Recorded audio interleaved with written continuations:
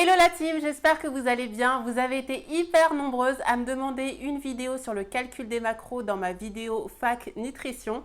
Donc c'est parti, la voilà. Aujourd'hui, on va faire une vidéo spéciale introduction au calcul des macros.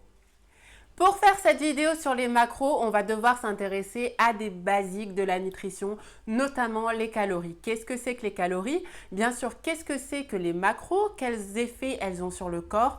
Et je vais aussi vous parler un petit peu de mon approche de la nutrition, puisque vous m'avez demandé à moi comment calculer les macros. Il n'y a pas une formule magique qui est valable pour tout le monde. En tout cas, moi, je vais vous parler de mon approche et j'espère qu'elle vous plaira. Mais si ce n'est pas le cas, vous aurez au moins les bases pour calculer vos macros et pour trouver ce qui vous correspond le mieux.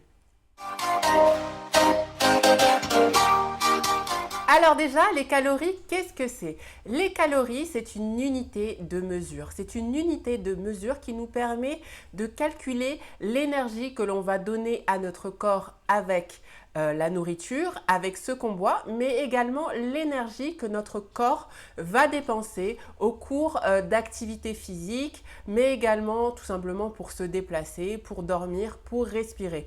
Donc les calories, c'est de l'énergie qui rentre, mais c'est aussi de l'énergie qui sort. Voilà, ça c'est déjà quelque chose d'essentiel à comprendre.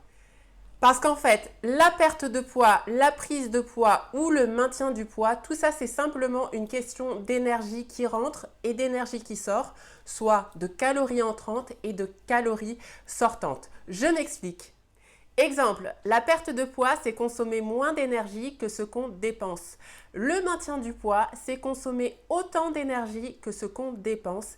Et la prise de poids, c'est consommer plus d'énergie que ce qu'on dépense. J'emploie le mot énergie, mais ce mot, vous pouvez du coup maintenant le remplacer par calories. Par exemple, du coup, être en déficit calorique, donc perdre du poids, c'est consommer moins de calories que ce qu'on dépense. Voilà. C'est bien d'analyser selon moi les calories en termes d'énergie parce que déjà ça vient déculpabiliser beaucoup de personnes qui se font une montagne de ce que c'est que les calories.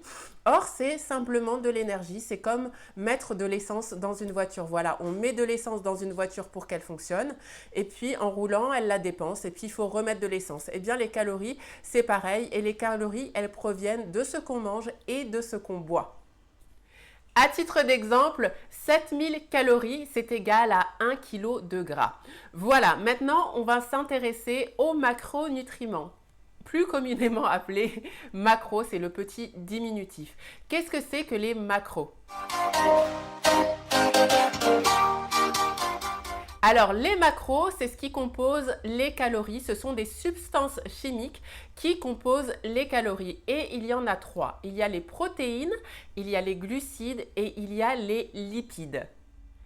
Et ces trois substances, à quoi elles servent exactement? Eh bien, on a d'abord les glucides qu'on peut comparer à l'énergie, au fuel de notre corps. 1 g de glucides égale 4 calories. Voilà, c'est vraiment ce qui va permettre de donner de l'énergie à notre corps.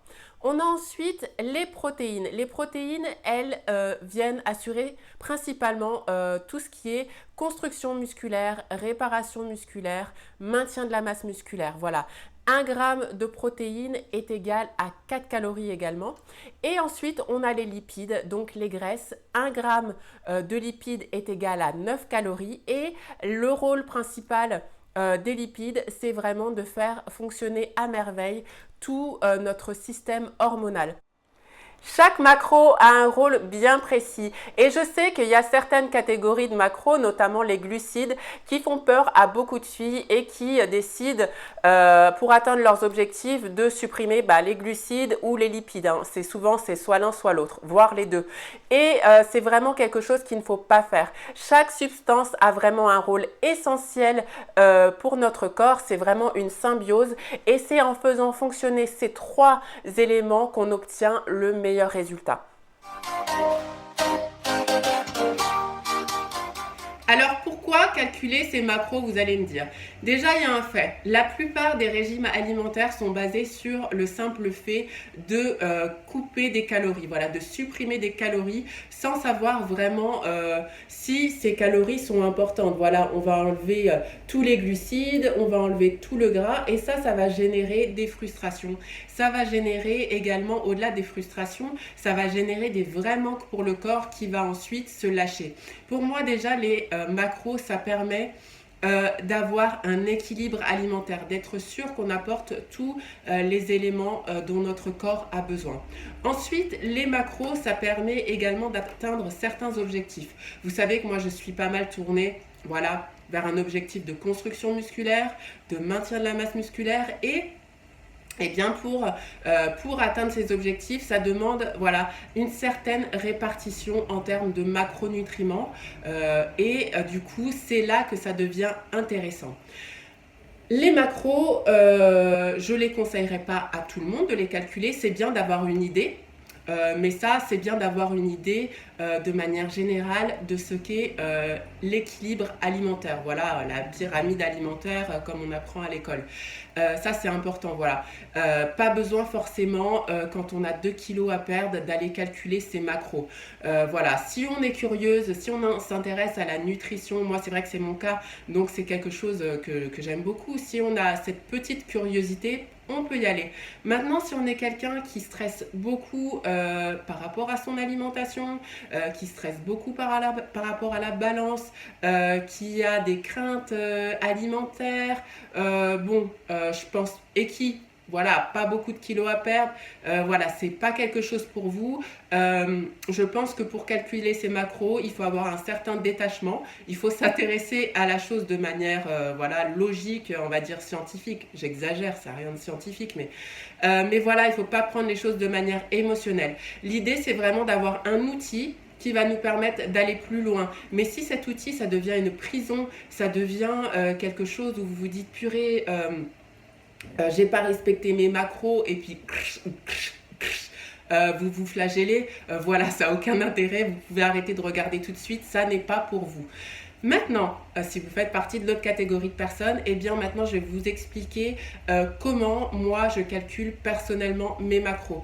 Encore une fois, il n'y a pas de répartition magique, mais je vais vous donner ce qui fonctionne pour moi. Ensuite, vous pourrez tester ma méthode et une fois de toute façon que vous aurez les connaissances, vous pourrez également adapter à ce qui vous correspond le mieux, à ce qui correspond le plus à votre style de vie, à vos objectifs. Déjà, je voudrais dire par rapport à ma vision des macros, alors moi, je trouve que c'est quelque chose qui est quand même assez contraignant. C'est-à-dire que ça va demander des recherches et ça va demander aussi de peser ses aliments et quand même de manger assez régulièrement la même chose. C'est mon cas, je suis quelqu'un qui aime bien manger assez régulièrement la même chose, mais je suis aussi une très bonne vivante, voilà. Donc moi, ce que j'applique, c'est 80% de mon alimentation est tournée vers un peu le calcul des macros, et puis 20% c'est vraiment pour le kiff, hein, même si c'est du mauvais gras, même si c'est du mauvais sucre, je m'en manque totalement, je me fais plaisir. Voilà, mais voilà, ce que je ne fais pas, c'est que je ne calcule pas tous les jours à chaque repas mes macros parce que là c'est trop contraignant. Je veux dire, si vous êtes un compétiteur ou une compétitrice fitness, ok, mais moi je suis voilà madame lambda, je fais pas de compétition, j'ai pas pour le projet d'en faire, donc il faut quand même remettre les choses dans leur contexte. Je dis pas, attention, je ne dis pas que parce qu'on est madame lambda, on ne peut pas avoir des attentes hautes et vraiment vouloir faire les choses de manière très perfectionniste. Mais voilà, moi j'aime bien aussi profiter tout simplement de la vie, faire les choses, ok, mais voilà, j'ai mes limites. Et puis voilà, ma limite c'est que je vais pas rentrer mes macros pour chaque repas, voilà, ça me saoule. Donc ce que je fais, ma méthode, c'est que en fait, en fonction de mes objectifs, je calcule mes macros. vous allez voir que selon votre objectif, eh bien, il faut revoir les calculs. Si vous avez un objectif de sécher, il faut faire des calculs. Si vous avez un objectif de maintien, il faut faire des calculs. Et si vous avez un objectif de prise de masse, il faut faire des calculs. Donc, en fonction de cet objectif, je vais calculer mes macros. Ensuite, je me fais un plan alimentaire. Ce plan alimentaire, il va comprendre pour chacun de mes repas. Donc, en général, J'en ai plusieurs, on va dire 5 repas. Pour ces 5 repas, je vais déterminer la quantité de protéines, la quantité de glucides et la quantité de lipides dont j'ai besoin. Comme je vous l'ai dit, je mange quand même assez souvent la même chose. Mes petits déjeuners, souvent, c'est la même chose. Mon repas du midi, il est tout le temps constitué des mêmes éléments. C'est-à-dire, il va tout le temps être constitué de viande ou de poisson, d'une protéine. Il va tout le temps être constitué de légumes et il va tout le temps être constitué de féculents. Dans les macros, chaque aliment a un nombre de protéines, un nombre de lipides et un nombre de glucides différents. Mais si vous prenez des aliments du même groupe, c'est assez similaire. Je m'explique. Moi, ce que je fais, c'est que je vais déterminer, par exemple, le nombre de féculents dont j'ai besoin le midi, mais je vais, par exemple, manger du riz, la même quantité de riz, de pâtes ou de lentilles ou peu importe. Donc, ça veut dire que dans mes macros, il y a des erreurs. Mais j'accepte ces erreurs, c'est-à-dire que certains jours je vais être en dessous de mon objectif en termes de macro et certains jours je vais être un peu au-dessus, mais l'un dans l'autre ça s'équilibre. Je ne sais pas si c'est clair, mais en tout cas c'est comme ça que je fonctionne. Pareil pour mes légumes, je vais calculer le nombre de grammes de légumes dont j'ai besoin parce que ça va me donner un certain nombre de glucides. Mais je ne vais pas revoir à chaque fois mon gramme si j'ai pris des brocolis plutôt que des choux-fleurs. Voilà, un peu de souplesse quand même. Donc si cette partie n'est pas claire, n'hésitez pas à me poser des questions. Mais du coup, là, c'est vraiment très important de connaître vos groupes alimentaires, de savoir que par exemple, l'avocat, c'est pas un légume et c'est par exemple du gras, de savoir que les noix, c'est du gras, de savoir que les lentilles, c'est pas vraiment un légume, c'est plutôt une légumineuse et donc un féculent. Voilà, moi, je fonctionne comme ça pour le calcul de mes macros. Par groupe alimentaire et je pèse selon les groupes alimentaires, je ne différencie pas. Il y a une marge d'erreur, mais ça fonctionne très bien pour moi, même si c'est pas à la lettre pile poil. Alors, je ne sais pas si c'était clair, mais du coup, je vais vous donner un petit exemple. Et si vous avez des questions, n'hésitez pas à me les poser en bas, j'y répondrai de manière totalement précise et personnalisée. Enfin, je ne vais pas vous calculer vos macros, mais je répondrai de manière individuelle. Voilà, exemple. Par exemple, pour mes macros, je vais avoir le midi. C'est un exemple, ce ne sont pas vraiment mes quantités ou peu importe. Alors, par exemple, le midi, je vais avoir 140 grammes de viande ou de protéines. Voilà, donc moi, je vais par exemple manger du poulet ou du bœuf. Les macros sont différentes, donc le nombre de protéines peut varier, mais c'est pas grave. Je vais avoir 200 grammes de féculents. Voilà, si je mange du riz, ça va être différent que si je mange du quinoa. Mais voilà, c'est à peu près similaire. Et du coup, d'un jour à l'autre, ça va s'équilibrer. Et si je mange, par exemple, 10 grammes de lipides. Donc, je vais par exemple manger, rajouter de l'huile d'olive ou de l'huile de coco. Les macros sont un peu différentes. Mais voilà, ou je vais prendre des olives ou une petite poignée de noix, on va dire 15 grammes de noix. Voilà, vous avez globalement l'idée de ce que je voulais dire, dans le sens où j'étais pas non plus stricte à la lettre dans mes macros, mais que je suivais quand même un plan alimentaire qui me permettait de savoir où j'en suis, sans forcément rentrer dans MyFitnessPal, qui est l'application qui vous permet d'établir les macros de chaque aliment à chaque repas. Voilà. Alors maintenant, comment on calcule ces macros? Eh bien déjà, avant de calculer ces macros, il faut calculer ses besoins caloriques. Vous avez des sites comme MyFitnessPal qui vont vous permettre de calculer vos besoins caloriques en fonction de votre taille, de votre âge, de votre poids, de votre activité physique. Et ça va vous donner deux éléments essentiels. Ça va vous donner votre métabolisme de base, donc c'est-à-dire les calories dont votre corps a besoin, mais de manière vitale. Et ça va vous donner votre besoin de maintenance, c'est-à-dire le nombre de calories que vous devez consommer si vous voulez garder le même poids. Une fois que vous avez ces deux besoins caloriques, eh bien, il va falloir déterminer quel est votre objectif. Si votre objectif est la perte de poids, eh bien, il va falloir créer un déficit, c'est-à-dire enlever un certain nombre de calories à votre besoin de maintenance.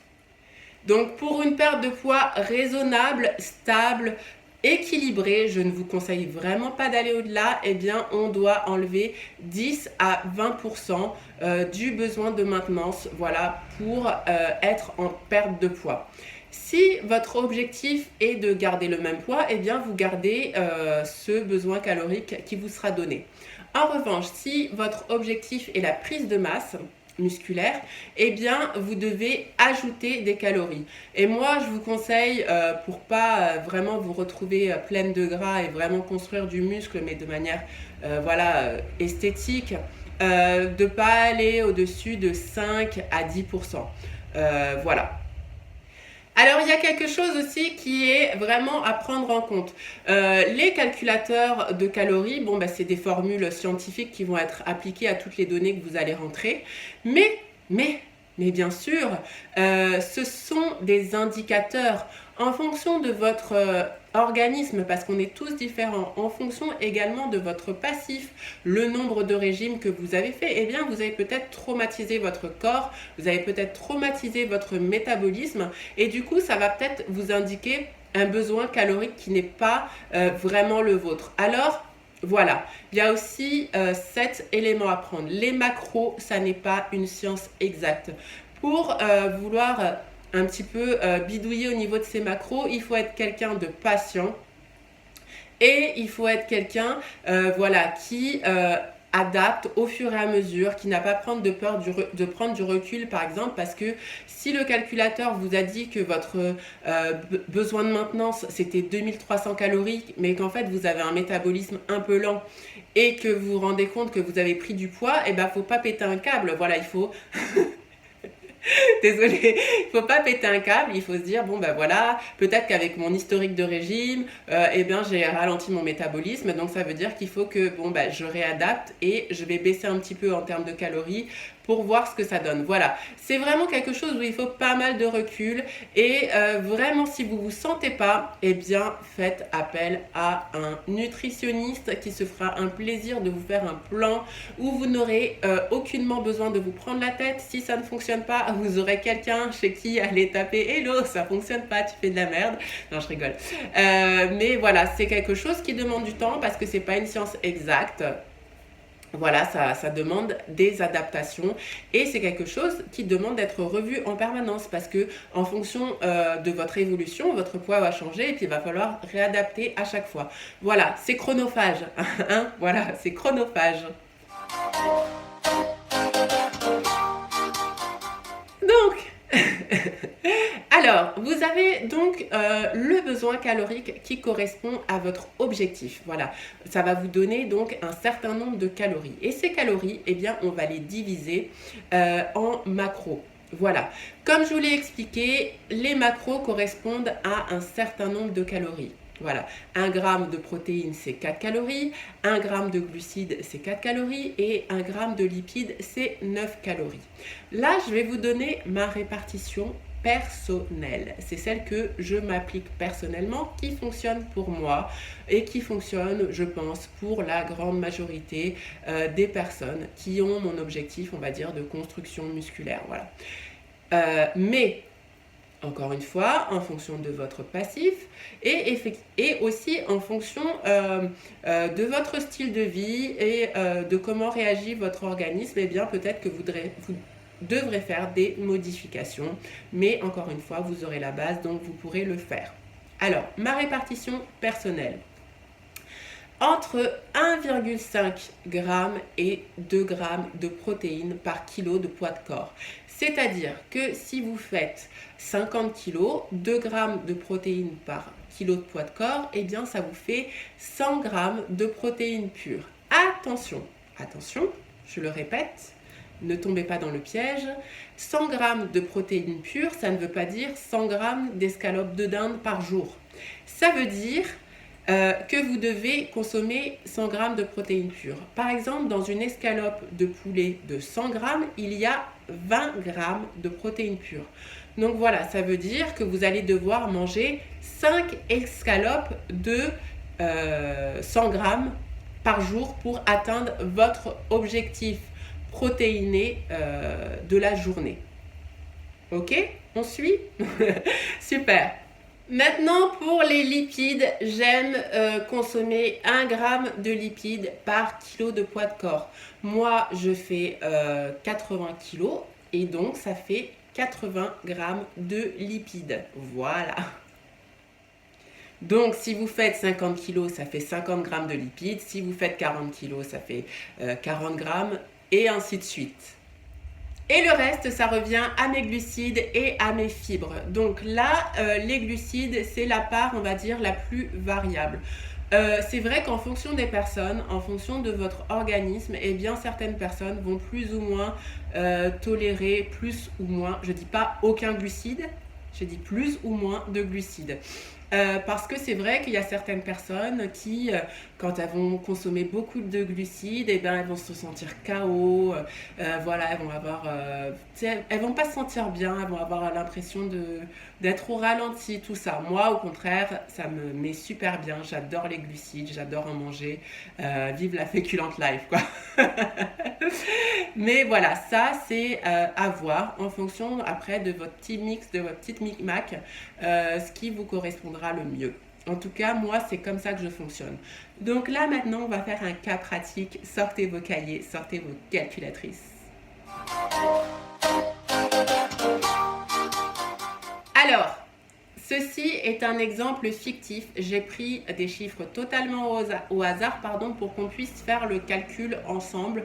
Mais voilà, c'est un exemple. Donc, j'ai pris l'exemple de quelqu'un qui ne fait pas de sport, qui pèse 60 kg et qui cherche à perdre du poids. Alors, pour perdre du poids, j'ai fait un déficit calorique de 10%, ce qui est vraiment très raisonnable. Le métabolisme de base de cette personne, c'est environ 1300 calories. C'est-à-dire qu'elle a besoin obligatoirement, peu importe les circonstances, de 1300 calories par jour pour faire fonctionner son corps. Pour se maintenir, en revanche, elle a besoin de 1500 et quelques calories. Voilà, donc comme je crée un déficit pour qu'elle puisse maigrir, eh bien on va la passer à 1400 calories. Voilà, ça représente un déficit de 10%. Jusque-là, tout va bien. Alors, maintenant, vous vous rappelez, je vous avais donné les équivalents en grammes et en calories pour chaque macro. Donc, comme cette personne actuellement, elle fait 60 kg et qu'elle doit manger 1400 calories par jour pour atteindre son objectif, eh bien, on va calculer ses macros. Donc, comme on avait dit, entre 1,5 et 2 grammes de protéines par poids de corps. Eh bien, bon, là, je vais prendre 2 grammes, comme ça, c'est plus simple. Comme elle fait 60 kg, ça fait 120 grammes de protéines par jour. 120 grammes de protéines pures, je le répète. Ce qui représente en calories 480 calories issues des protéines. C'est-à-dire que sur les 1400 calories qu'elle doit consommer par jour, eh bien, il y en aura 480 qui proviendront de protéines. Voilà, ça peut être du poulet, ça peut être de la viande, ça peut être de la whey, ça peut être des œufs, ça peu importe. Ensuite, les lipides, le gras. Eh bien, comme je vous ai dit, moi, je me mets environ 0,8 1 g de gras par kilo de poids de corps. Et donc, pour une personne de 60 kg, eh bien, c'est simple, si on met 1 g, eh bien, ça fait 60 g de lipides purs par jour. Et en termes de calories, ça représente 500 calories qui viennent des 540 calories qui viennent des lipides. Donc là encore une fois, ça peut venir de l'huile d'olive, de l'huile de coco, de noix. Bon voilà, essayez au maximum de choisir des sources qui sont de qualité. Voilà, de toute façon, vous verrez la différence. Hein, si vous prenez 540 calories de friture, ça va très vite. En revanche, bon, bah, si vous prenez 540 calories de noix, d'huile d'olive, enfin bon, vous l'aurez compris, privilégiez la qualité. On ne va pas rentrer dans un autre débat. Maintenant, il reste les glucides. Voilà, comme je vous l'ai dit, en ce qui me concerne, c'est le restant calorique. C'est-à-dire que là, on lui a donné à cette personne 480 calories de protéines, on lui a donné 540 calories qui viennent des lipides, et ça fait 1020 calories. Donc 1400 calories moins 1020, ça nous donne 380 calories qui vont être attribuées aux glucides et aux fibres. Et donc pour avoir le grammage en termes de macros, eh bien on fait 380 divisé par 4 et ça nous donne 95 grammes de glucides et de fibres. Voilà. Donc là, si vous avez pris des notes, ça sera plus simple pour vous de vous remettre là-dedans. Et puis de toute façon, ça c'est comme je vous ai dit une introduction. Après, libre à vous d'aller trouver toutes ces ressources sur internet, voilà, d'aller chercher un petit peu, c'est disponible pour tout le monde. Et voilà, comme vous aurez eu un petit peu la théorie de base avant, eh bien ça sera beaucoup plus simple pour vous de comprendre comment ça fonctionne globalement et puis de faire vos petits micmacs. Voilà, pour faire simple, c'est 35% de protéines, 35% de lipides et 30% de fibres et de glucides. Encore une fois, il y a plein de combinaisons possibles qui fonctionnent. Là, c'est vraiment... en fait, ce qu'il faut savoir, c'est que on a un besoin calorique voilà, qui nous est propre, mais les macros, c'est un petit peu... voilà, ça va être plutôt un peu notre qualité de vie. Si on aime beaucoup les glucides, eh ben, on peut s'en accorder plus. Tant qu'on reste en fait dans nos besoins caloriques, ça fonctionne en fait. C'est plutôt voilà comment on va se sentir. C'est plutôt ça qui va être important avec les macros en fait. Donc bien sûr, si par exemple vous êtes quelqu'un qui est vegan, et ben vous n'allez pas appliquer ce pourcentage. Ça va être compliqué déjà à atteindre. Enfin, pas que ça va être compliqué à atteindre, mais voilà, vous aurez sûrement besoin d'un autre pourcentage parce qu'il y a beaucoup de protéines végétales qui sont dans les glucides, donc vous allez devoir manger plus de glucides pour atteindre vos objectifs, blablabla. Bla bla. Voilà, tout ça pour dire qu'après, ça c'est une base, ça va vous permettre de trouver ce qui vous convient, mais que c'est pas à prendre au pied de la lettre non plus. Voilà, j'espère que cette vidéo vous a plu. Si c'est le cas, n'hésitez pas à mettre un petit pouce, à vous abonner à ma chaîne. Si vous avez des questions, n'hésitez pas à les poser en dessous. Je répondrai avec grand plaisir et je suis sûre qu'elles bénéficieront au plus grand nombre. Donc voilà, on se dit à la prochaine. Bisous à tous.